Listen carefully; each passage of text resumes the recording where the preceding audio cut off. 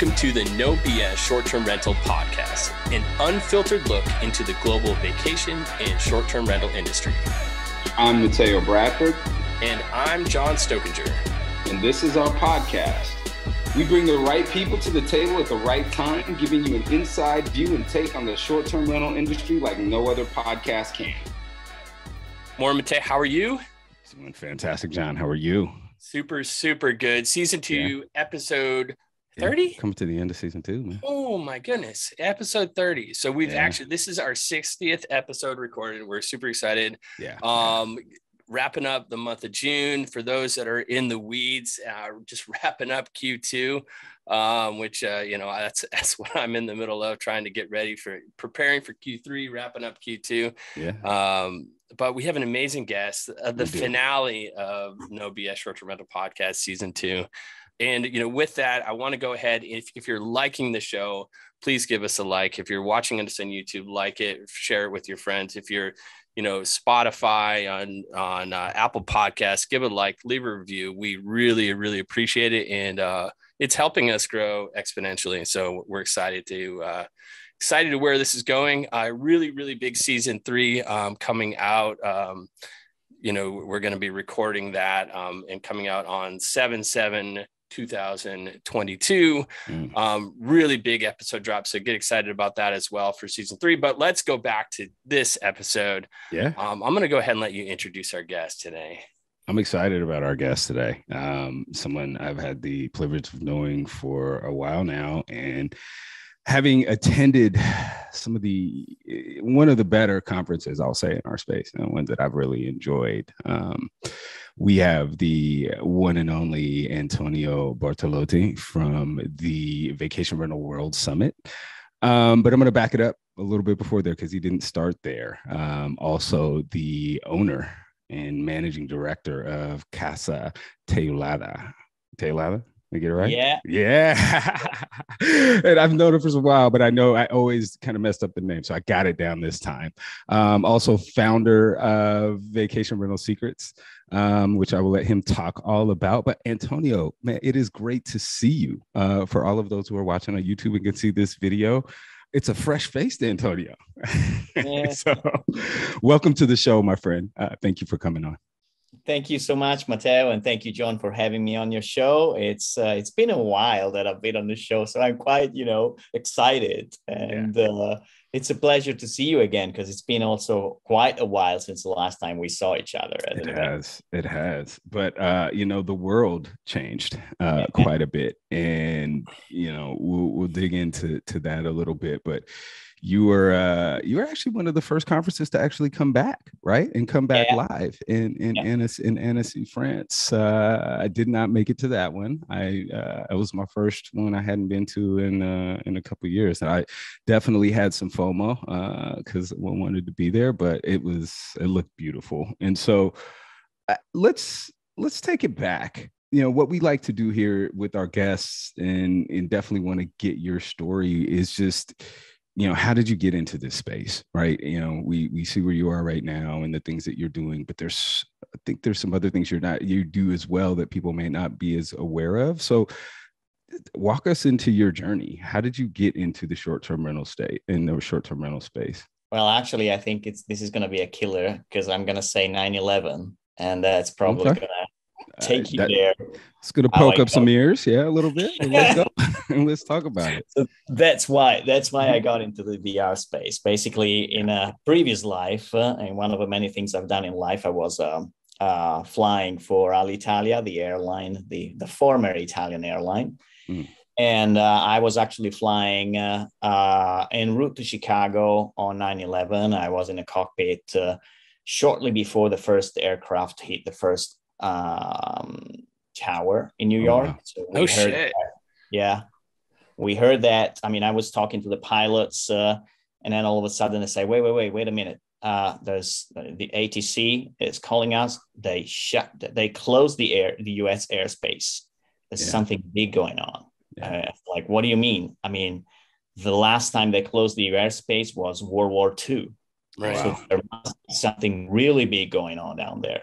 So to cut a long story short, we knew what happened live because, the air traffic control pilots from United and American, and with the interpilot frequency, were talking to each other. We could hear that. So we knew exactly what happened then. And of course, that was the beginning of, a turning point in history that changed the world as we know it today. And it was a turning point in my personal history as well, because I was on board the same aircraft, the 767, 200 passengers. I called the captain that was going for his, period of rest during the flight, come back to the cockpit. And then he called the crew and said, look, we've got an emergency going on here. Go in a cabin, check, the Muslim passengers that we have, just locate where they are and then be ready for anything, because we have no idea what may happen. So basically we landed in Halifax a few hours later in Nova Scotia.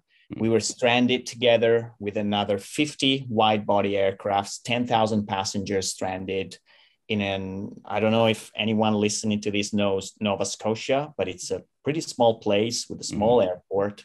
On a runway, for those who are listening, Nova Scotia is northeast of Maine in Canada. So it's actually an island, right? If I'm correct, in the northeast section of Canada. Yeah. So basically, if you're familiar with one of those views of like the Formula One grid from above, where you see like all the cars paired one by one, it was the same exact thing on the runway. Just was 50 747, 767, 50 wide body aircrafts laying there. When they closed the US airspace, the only airports that were allowed to take in planes outside the US were Gander, Halifax, and Calgary in Canada, then Bermuda, and I think maybe another one outside the US. All the other aircrafts had to fly back from where they came from. So we landed there.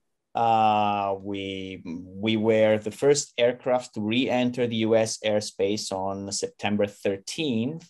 So with a CNN, on us, the no comment from the airline, Bush that gave the order to shut us down should have something happened while we crossed the border between Canada and the US. It was a pretty stressful situation. So when we flew back to Italy on September 19, because then we went to destination, which was Chicago, our destination. And after that, if you remember, there were like 3 days of bacteriological threat or whatever. So you couldn't really do much. So we were there waiting for someone to come pick us up and then operate the flight to return to Italy.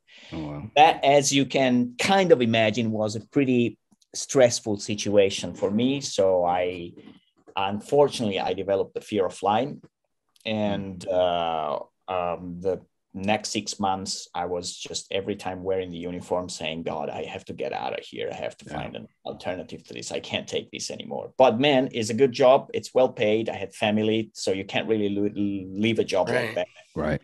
And so I said, what do I do? And then I followed the suggestion of a few friends that told me that in Sardinia, it's a beautiful island in the Mediterranean, that it looks like the Caribbeans. There were some rubbles that may have been worth an investigation there to see if we could do something with it. So I went there with my wife, and then fast forward a few years later, we actually started revamping rubbles, like the phoenix from ashes, rising again. And we started our first vacation rental. That was back in 2006. So it took me 5 years to basically build something in the beginning. And as I'm self-taught, I learned everything myself. I studied marketing, I studied web design, I studied photography, I studied, business, just to set a new business up. And while during the flights, I remember when we on the layovers or during our time off during the plane, instead of resting, I was actually studying how to build your own website.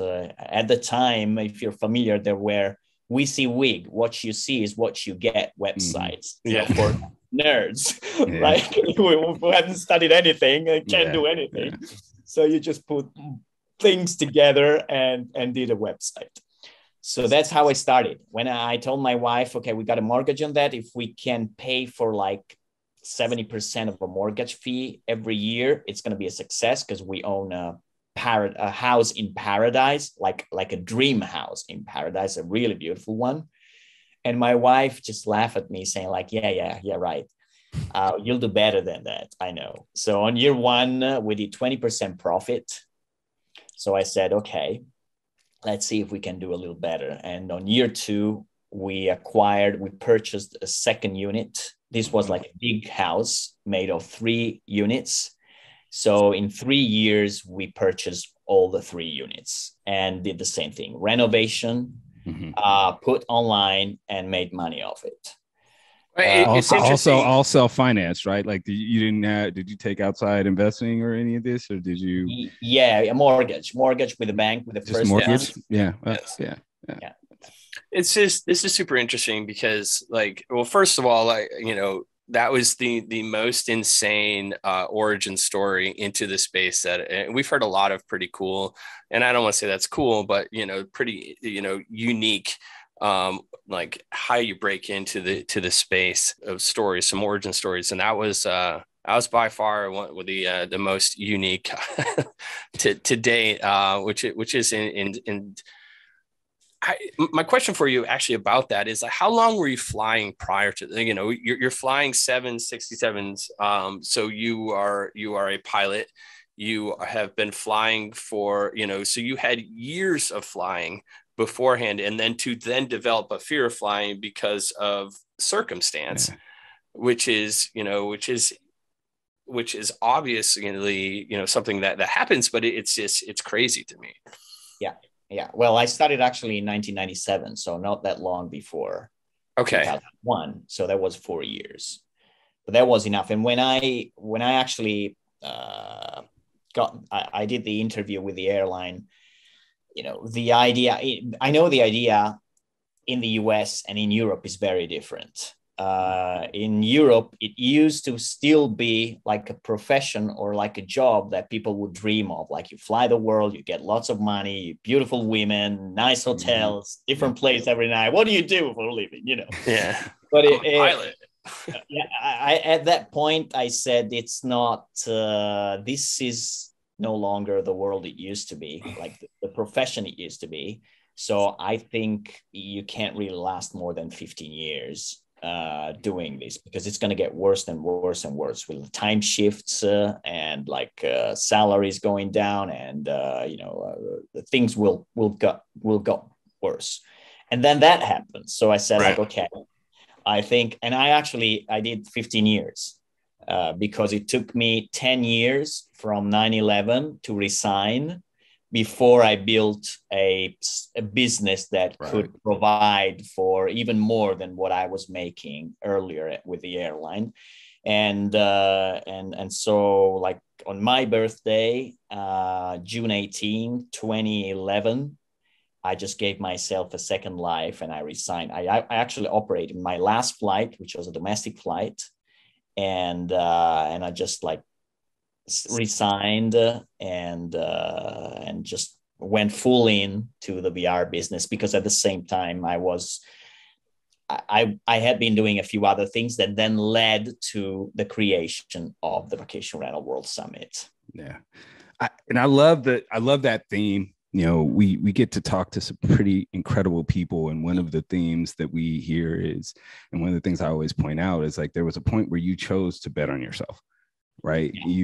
This wasn't clearly, hearing your story, this is definitely an out of the ashes story, which I'm seeing a theme here of being able to turn kind of tragic circumstances into amazing things, which I definitely want to get into in a sec. But also, at what moment did you know that this was something that you could do and that you were worth the investment in betting in yourself? Because, you had a good job, you had great pay. And I think most people, strive for that comfortability and would look at people who have that in a different light, who are like, oh, but I have more, I can do more, I have more to offer within that space. Right. When was that point when you were like, Antonio, I can you can do so much more here. You're going to build out this business. You have so many other things. Not an easy question, because that moment, in a way, was way before I started that. Because when I was in the airline, I wasn't really happy with that. And then all the people complaining all the time. And I was saying, well, I just don't want to end up in this place doing this. I mean, I think I'm worth a little more than that, and I can do more with my life than that. So I traveled the world I wanted to travel. I've seen the things I wanted to see. It's time for a change, and I think I can do it. So the reason, as I said earlier, you study, you learn how to do things. You've got, I'm a strong advocate of, you can do whatever you want if you want to use your brain, and if you're willing to sacrifice, willing to do the wee hours, to work your ass off and get to the goal that you have. You have to be crazy in a way, because you have to have passion, you have to have vision, and you have to have a clear path ahead, which may not be clear in the beginning. It gets, as Steve Jobs was saying, you can only understand the dots looking backwards than looking forward. And so I'd say, to get back to your question, it's been something inside of me, like a hunger for, making more with my life that I've had since I was a child. Then in practice, when we got our hands on the second and third unit, that's when I saw the money that we were making every year. And that's when I physically, tangibly, I realized that, this is even more than what I'm making with the airline. So, I can, because I'm a cautious person. Mm-hmm. So I don't like to jump in the darkness with no guarantees. So what I do, I try to do things very carefully. I'm like what my wife says, we are builders like ants, rather than, throwing there for getting like lots of money and then do whatever. We prefer building brick by brick, day by day. And then I'm sorry. Yeah, go ahead. No, I was going to, is that what led to you developing, Vacation Rental Secrets? Because you're a builder, because you are building like ants and you're coming up with processes that worked for you. The transition, led to this? Exactly. And that's because at the time, I think it was 2007, HomeAway had their first summit in Europe, and they were looking for someone that could speak on stage on, how were they making what they were making with the business. So they reached out to me because we were having at the time pretty substantial results. Like in our area in Sardinia, the season was like 3 months, and we were fully booked 9 months a year. So they said, how do you do that? And so when they offered me to come on stage in London, I just told my wife, wow, this is going to be amazing, because we're going to learn so much. We're going to be surrounded by people like us. We're going to absorb everything like a sponge. Mm-hmm. And then when we get there, we get from 9 to 12 months. So we're fully booked. When we got there, I realized that either we were aliens or the people down there were still in like Jurassic Park. Mm-hmm. So because I didn't really expect to have any great ideas, because all I did was basically common sense. But as I learned from one of my mentors, common sense is not always common practice. Oh, yeah. Mm-hmm. So that's when, from there, I started being asked, how do you do this? So I started helping out other people. Look, it's easy. You do a website, you do this, you do that, you do that. And that's how I started consulting people. Because after a while, my wife said, look, you're giving so much advice to everyone. Put a price on it. Yeah, right. So, and then I started doing websites for other owners. So I added that line, the website building, then the consulting, and then the speaking gigs, because HomeAway kept on calling me on stage every year for another 3-4 years. And then they called me to do some consulting in London for property managers. So in a year, I went there like every other month, once every other month, to give like a session to 50 property managers on social media advertising or on that. This was way back to 2009 or 2010, 11, anyway, around that time. It's interesting to you're talking the consulting gig, but you're also talking the web and SEO and that kind of gig, like, and you have a conference, and then you talk to someone like Damien, who is in SEO, pay-per-click, and web stuff, and he has a conference. Like it's kind of it was obviously a friend of the show, and it's just interesting, as putting your consulting hat on, you see what is necessary, see what's needed, and you're like, oh, I'm assuming this is going to transition into you saying, screw it, we're going to do our own World Summit here in our own conference. But it's interesting to see like the backgrounds and how you came into it, and what got you focused on it, and then those key things in your past are now like propelling you to share with other people. Yeah, I've always been a giver. And so I like to share good things that improve people's lives, because I'm a positive person. So I'm an advocate for that. And so that was a good beginning for me. And then I reap the rewards for that. And if someone else can have that too, it's really, I mean, if you can make an impact in the world, this is one way for me to do that. See that I could help other people, making their lives better than what they had up until then. And actually, the summit was born because at some point, one time, I don't know if there's anyone from HomeAway listening to this, but like the last time I was there, usually I would speak for like an hour on a subject, and then sales rep or someone from HomeAway would speak for another hour about something else. So at the time, it was a me sort of speech, how cool we are, how I deal with this. So at some point, one of like the 50 property managers stood up and just blatantly said, like clearly, openly said, we don't care what you are saying here. This is all blah, blah, blah nonsense for you and no use to us. We want more people like Antonio. So why don't you put together a bunch of people like him and teach us how to do marketing, how to do, social media, how to do website, how to do this and this and that. So I never pretended, or I never put myself as someone that has got all the solutions. Right. I found some solutions that were good for me and for some of the people that I was helping. But over time, I started meeting other cool people in the industry that were good at certain things. So one day I said, you know what? I think time is mature for a vacation rental World Summit. And that was 2013, where I set up the first edition. Because then I reached out to a few people in our industry, like Alan Egan, Andrew McConnell was actually there as well at that time. And Tayan Marsink, Andy McNulty, the one and only Heather Bayer, Matt Landau.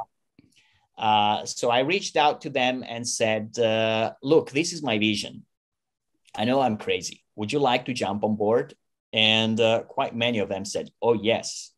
So we prepared this first summit, which was online the first year, because, I was coming from nowhere. Nobody knew me. And as I said earlier in the conversation, I'm cautious. So let's start small and see how it goes. If it goes bad, no one will ever notice, and I'll do something else in life, But if it goes well, we'll see. So I started putting together this event, which was back then 3 days, 8 hours a day, and from 9 to 5. And we had 15,000 attendees in 2013 for 3 days. 15,000. 15,000 people from 49 countries. So I said, okay, this is resonating with a bit. So maybe it's worth doing something more. And that's when some people started reaching out, saying, what are you doing? Okay, I want to get involved with this. So year 2, we repeated online. And then I said, okay, if it goes well, on year 3, we go live in person in a physical place. And that's when we started the first edition in person, which was in Barcelona in 2015 or 2016. And then from there, the first edition of in person was, I called it an elite edition, only 100 people there, also because I was paying off my pockets. Right. So, again, I'm cautious. Right. So I had to find a venue, I had to pay for everything, and make sure that if there was at least a break even or a little return on the investment. So we ended up 120 people. The summit was amazing. It went super well. So the year after, we brought it to Florence, Italy, 240 people, then to Lake Como, 360 people, then again Lake Como, 450 people, and then the pandemic hit. And we went online for another 350. And last year, we were the first event in the industry to get back in person in France with 250 attendees. So that was in short, the rise of the summit to its 9th edition this year, and looking forward then to number X, like the iPhone X. Yep. Right, there you go. So the 10th one this year, September. This is the 9th one. Okay, this is the 9th one, but you're looking forward to the okay, the 9th one this year in September. What is your expected attendees? You were at 250. Well, we're already at 315 now, and we don't have an agenda. We don't have the speakers. We don't have. So we are expecting between 400 and 600. The sweet spot is 500. Mm-hmm. So basically, in my little mind, I have 500 as a goal to reach, and I think we'll get there. Nice. Nice. So, I mean, this is awesome, and I love that. Of your 9 that you've done, you did. Are you doing a hybrid now? Actually, are you doing no more, just 100% in person? Yeah. Perfect. Yeah, I used to do the hybrid up until pre-pandemic. Mm-hmm. Worked quite well, but last year with the pandemic and the webinar overflow, so TMI, everyone online, I said like no. Everyone wants to meet again in person after 2 years of confinement. So, and we also had, a budget constraint. So we decided we'll do it just in person, and we changed the format as well, which was with roundtable that we are repeating this year. So when you have roundtables and people are even networking even more and working together, that makes little sense for who's, watching at home, right? And they can't do anything. I mean, it's interesting, the roundtable, and I love this idea. I get much more out of a conference where I can go and I was never one to go ahead and sign up for a virtual conference. And unfortunately, in the ones that I've participated in as a vendor, not as much traction as I would have hoped, opting in to pay for, I love the in-person, especially, for those that are watching on YouTube, thank you. But the actual numbers of the podcast or who watch compared to who listen are, who watch are a handful compared to, the hundreds that are downloaded and listen to the podcast every week. So we appreciate and totally get the, we're sitting on these Zoom meetings and Google Meets and Microsoft, whatever, like all day, every day now. This is a remote environment we all work in today. Can't just pick up I don't even pick up the phone half the time. Usually it's during some sort of meeting, which is fantastic, but it's perfect. I applaud you for unplugging from the hybrid model. I think there's something I want to say about that too. If you haven't been to one of these conferences, I'm speaking specifically to the World Summit, there's a atmosphere, I will say, that is intentionally put in place that you will never get over a Zoom or over the view. I mean, we're talking about opening a conference with opera. bringing floored. I still have that video, and maybe we'll get some cuts and put that in there. But like, I have I have the video of the full, like, it's, you know, you're immersive. When we were in Lake Como, we were in this majestic, in this majestic theater that was just, it spoke of what we were talking about, of the culture, of the fine points of what we're doing. And one of the things that I appreciate about you is you ingrain hospitality into your conference. So it's not just about hospitality, but you should see, and he's being very modest about the things that he does here, because he's running, like, it's a produced event. He's making sure that things are on time. You know, I've never been in one space, because like he was talking about being in the round tables. We were in the auditorium for the majority of the time, and it didn't feel like it. And I'm a fidgety ADD person that's like, all right, what's next? What's going on? But you're engaged. You're interested in the topics that are going on. You have the opportunity to not just network, but be in this space. And I think Como was a very special place. I'm looking forward to Porto. And I'm sad I missed Annecy. So I believe that, and from everything that I've heard, that those elements were always there. And so, Antonio, like, talk to us about how you can continue in your thought process about being able to provide, because it's not just a conference. We have lots of conferences in this space. You provide an experience. Right. You just phrased it perfectly, as I always say it. I mean, first and foremost, I'm a people person, and I am rewarded when I see smiles in people's faces. I like to sleep sweet dreams. So if you are investing, not spend, if you are investing your money to come to me, to what I'm doing, I take it as a mission. And I have to do the utmost that I can to make you happy, to make you say it was worth every minute. Now, I can't please everyone all the time, but I do my best to please as many people as possible, as most of the time as I can. Right.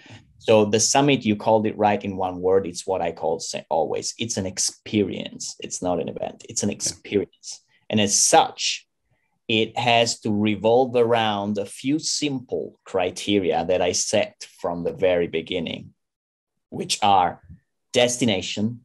It's a place you should go to regardless of the event. Yeah. You would go to on holiday, which is why I pick up fabulous destinations all the time. Secondly, the venue. I refrain from sterile conference centers or hotels that are not fancy, because that's where you always go, and it adds nothing to the vibe. And I pick something spectacular. In Barcelona, we did it on top of a museum, with a view all over Barcelona. In Como, with an entire theater of the 1800s. And, I like surprises, like nice surprises. So I didn't tell anyone, but you are in a theater. I hired a soprano that started with Pavarotti's Nessun Dorma, with Nessun Dorma vincerà. And people were breaking in tears at 9 a.m. in the morning. So there was a lady at a dinner that night that said, you know what, when I just saw that in the morning, I didn't expect that. I was yours. You could do whatever you wanted, because you bought me completely. So that's part of the experience. That's what I mean by the experience. And in Annecy last year was the same. We took an entire hotel. Now, I said a few minutes ago, I don't like hotels, but there's hotel and hotel. Yeah. There's a difference. There's definitely a difference. So, this is interesting too. Coming into, now we're looking in September here, just a few months away now. I'm sure you have some other surprises in some secrets, some surprises. So I'm excited to get the lowdown from Mateo on what that is. I'm bummed I won't be able to attend, because I'm in the middle of so many here stateside. But I will get over to a World Summit. Probably I'm gonna have to make it to X. I think you definitely have to make it. I think we might have to go do some live recording from 10. I think so. Yeah, I think that's a big. I have a question for you, Antonio. talking about like all this experience and obviously it took a while to you're self-taught through trial and error, through building piece by piece. You're very calculated in what you've done. With that, there are failures. There are things that don't work. There are miscalculations. Looking back at your tenure here in this space, what was your biggest, oh shit, why did I make that turn? Or, I should have done this way. I went the wrong direction with this. Like, can you expand on that at all? Is there something where you're like, oh, man? It's a hard question because I don't have that kind of failure memories. So, and that doesn't mean that I didn't have failures at all. Right. It just means that I tend to forget them. Right. So it keeps me more positive. Now, what I can say is that the first few years, every time I reached the end of the summit, I told my wife, no more. This is the last one. I'm never going to do it again. Because I was so fed up with the amount of energy and things and time you had to put in it. And then quite often, you don't really get to see all the work that is behind it. So sometimes I was just saying, is this really worth it? And then at some point, it also, I realized that it was really worth it. And so I kept on going. And luckily, because I never gave up, I saw others giving up, because over a decade, I've seen other people hosting events and then vanishing. Yeah. Some even big ones that were there are no longer there. And I'm quite proud to say that at least in Europe, and I don't compare our event to a big one like Focusrite, we're the only one that has lasted 10 years now in Europe, because others, because of the pandemic killed lots of events. Yeah. Right. And we didn't interrupt. We did it anyway. We went back to the roots. We did it online, but we hadn't stopped. So today, I can't remember. I can think of failures or things that I've done so bad, because, like I said earlier, I've always been very cautious. So the failures have been minimal because I've been cautious. Well, and failures always lead to, and we talked about this last week with Drew Brown, failures lead to, as long as you're learning from them, that they're not necessarily a failure. And then, and how you talked about, you have a memory that, or I guess it's how you frame it. It's either a failure or it's a learning lesson. It's an opportunity to go ahead and get better. And that's amazing. And I think that's a skill set that not everyone has. And look at, you just mentioned all these conferences in Europe that, have not held out over 10 years. You're the only one. And that's a testament to you and your team and your vision. Yeah, truly. And in hospitality in general, I think that I want to make sure that before we're done here today, that our listeners know how to go ahead and find information on the World Summit, how they can go ahead and sign up for the World Summit, and what to expect. And I think we've already we've painted that picture of what to expect, but we want to make sure that, to learn more, where to go and how to get that information. Super easy. vacationrentalworldsummit.com. That's the site that's got all the information. So vacationrentalworldsummit.com, and you see what's there on, where is it, when is it, how much it is. And we're adding the agenda as well these days. Yeah, right. There's a few familiar faces over there, but we're adding more. And we're also rolling out a few surprises on the upcoming weeks about fringe events, the before and after, the during, the party time. Love that. Yeah, no, and we'll put those links down in the descriptors, so we can make sure that we can get that out to people as well. And Tony, I want to ask a little bit about, as we're coming back, you took some courageous steps in having an in-person conference when people weren't. You said you went back to your roots and put it back online. With the new and upcoming, conferences, both in Europe and the US and everywhere around, how do you keep it valuable? How do you keep it fresh? Because everyone's like, oh, I can't wait till we get back to the way that things were before. Well, things aren't the same as they were before, right? The world is different now. And you can look at the world in Europe, you can look at the world in the US, and all of the things that, are happening, whether it's, geopolitics, whether it's, the economy, we are just in a different space. And, we see a lot of conferences coming up. We see a lot of people that are eager to get back to travel. Talk to us about your mindset and what you think is valuable right now. Like what's going to separate you and continue to separate you from, everything else that's out there on the market. And I won't call anyone else by name, but just others in the space. How do you thrive? I can't speak for others, but I can say for myself, being flexible and light is the key to success. Flexible, I mean, willing to adjust, and therefore looking at the environment around you, see how it's changing and adapting fast, like the Darwinian rule to survive. And the second is just be true to yourself. As long as I'm passionate and I have something to give, I will do the summit. If the day come, as it may come, that I'm no longer in a position to do it, I won't do it anymore. Or if I see that I've become Jurassic Park and someone else has just taken, the stage, it's my time to just, downshift a little and enjoy life a little more, which I am enjoying every day, by the way. Okay. So that's my attitude, being very flexible, looking positive at things, even when things are not as they should be, or if you would like them to be. But as there's a way to look at things, you can find the right way to look at things so that you shift the view. Right. And in the end, you do your best to see the glass half full all the time.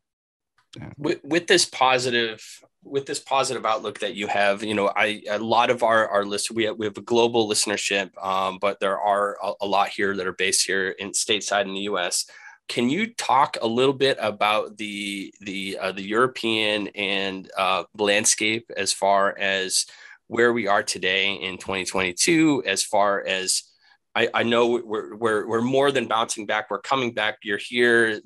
But as far as the short-term rental and vacation rental landscape, where do you see it going? Are bookings building up? Are they plateaued? Are they reached a post? I say post-pandemic, like cautiously.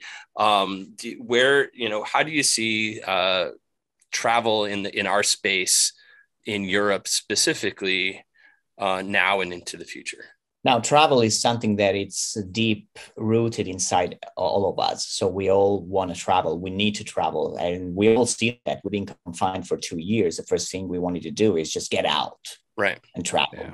Yeah. And this is one thing. The other thing, though, is that the macro context is quite challenging at the moment. And I don't know how easy it will be in the next few years, because Europe is now beginning to face what in the US has been a big issue for a while, and that's restrictive regulations. Mm-hmm.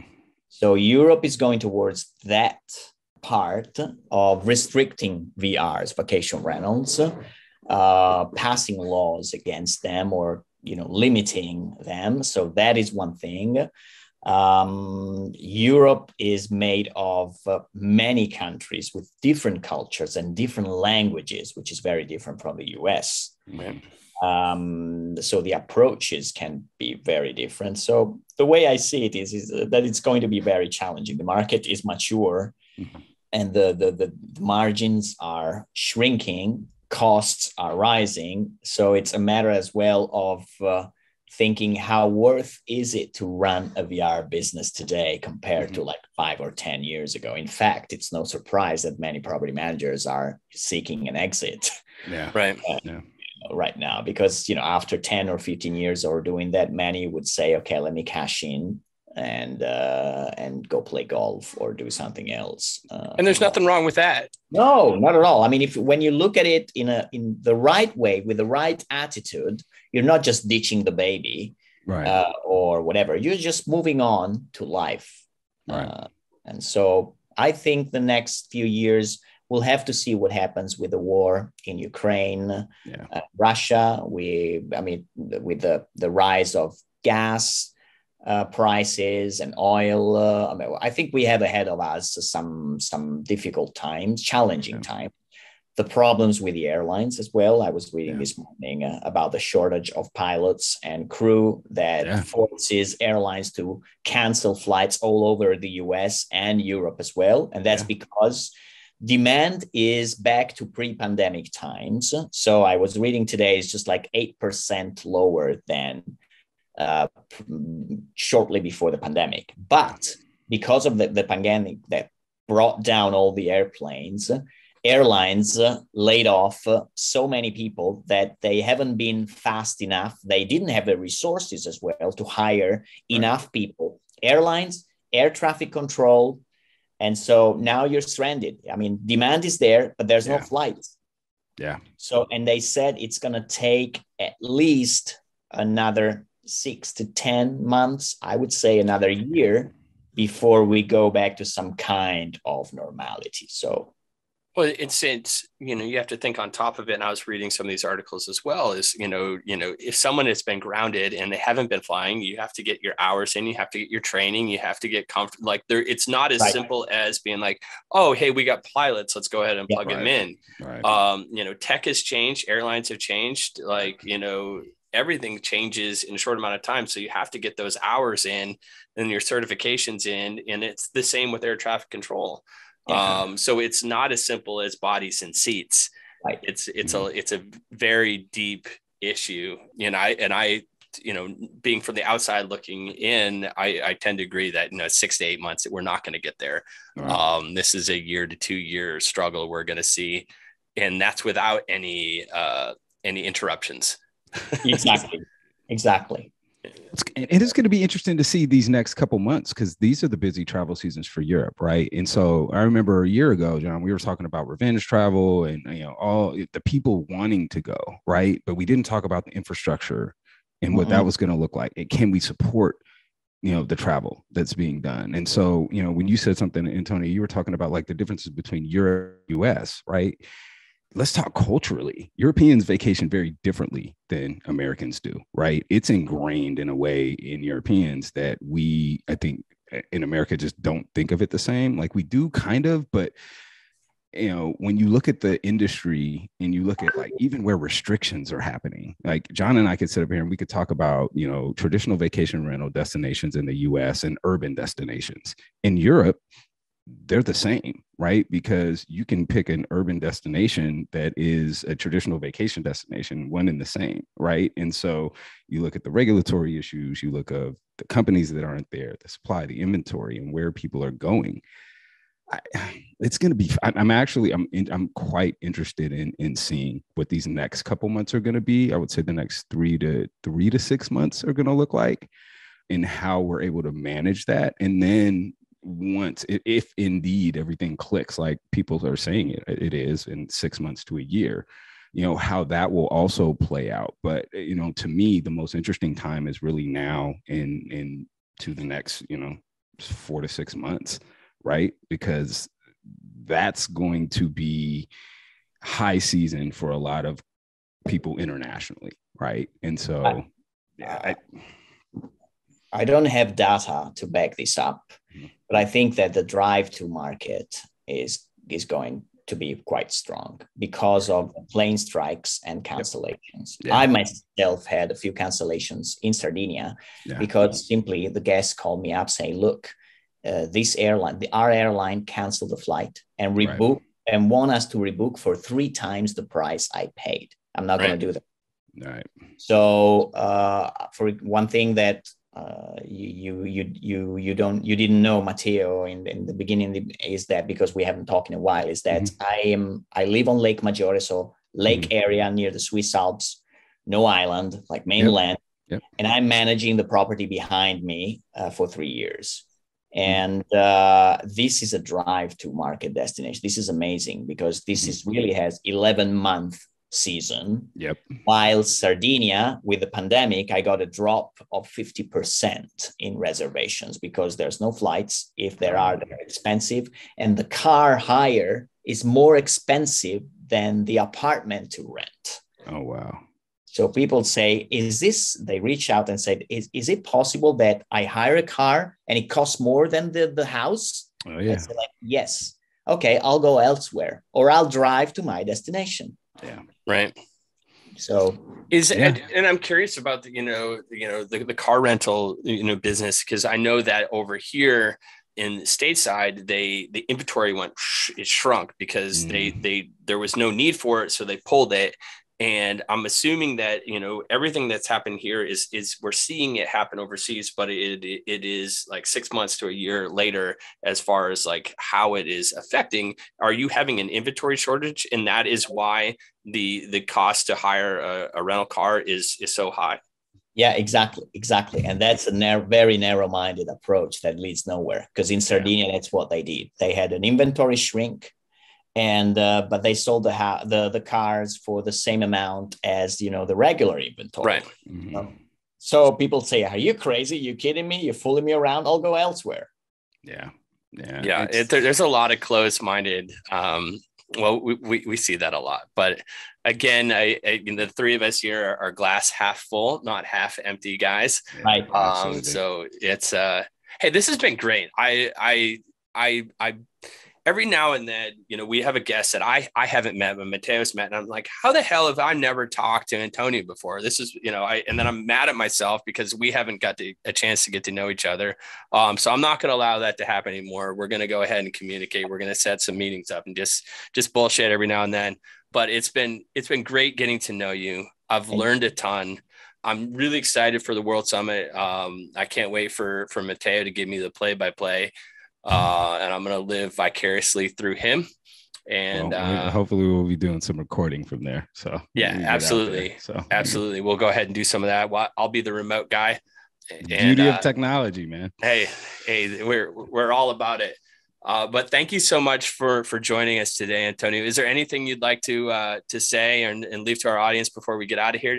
No, just thank you, John and Mateo, for having me. It was a pleasure and an honor. I haven't been on stage or on a podcast for quite some time, so it was reinvigorating to be here again. And to the next one, I'll take up on your invitation to chat every now and then. Yeah, no, definitely. And so, to everyone out there, give the Vacation Rental Summit, a World Summit, a look. He said it best. It is an investment. You will learn a whole lot. You will gain something culturally. It is an experience. And so, I know not everyone is able to just hop across the pond, but if you are and are interested in being around some incredible people within this industry, with incredible ideas, and you will learn quite a bit, please definitely check it out. And I hope to see you all there. And Antonio, I'm looking forward to seeing you, brother. It's been a while.